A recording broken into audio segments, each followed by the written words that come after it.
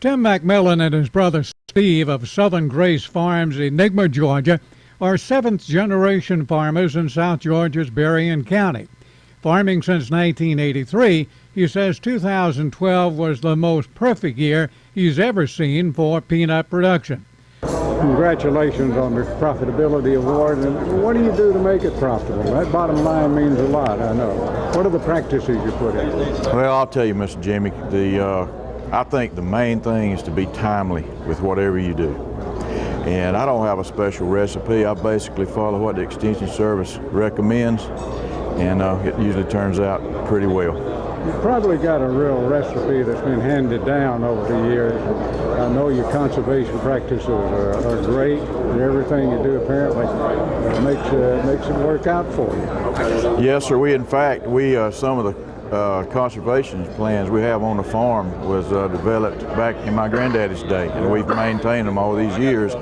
And you're right in saying a big part of my farming success has been from what I learned from my daddy and from my granddaddy. Now, last year was a fantastic year, and you called it a perfect year, and I guess it was. But when you can do dryland peanuts to produce about the same as you do your irrigated peanut, that's a good yield.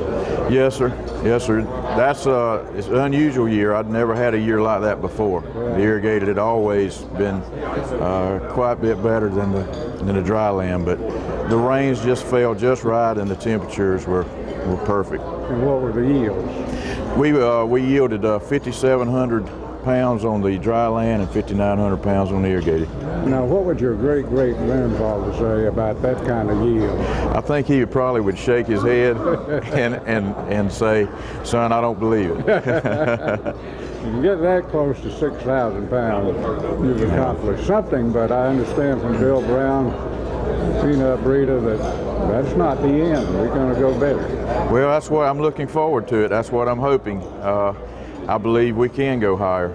What are your plans for the future? You going to expand any of them? I would like to expand. A lot of it depends on whether one of my sons comes back to the farm, or whether my brother has a son that may come back to the farm. And so that's going to determine a lot on what we do. Yeah. Well, you got to keep those generations going. Yes, sir. Yes, sir. Tim, congratulations to you, and good luck to you. I hope this year is going to be fine for you. Yes, sir.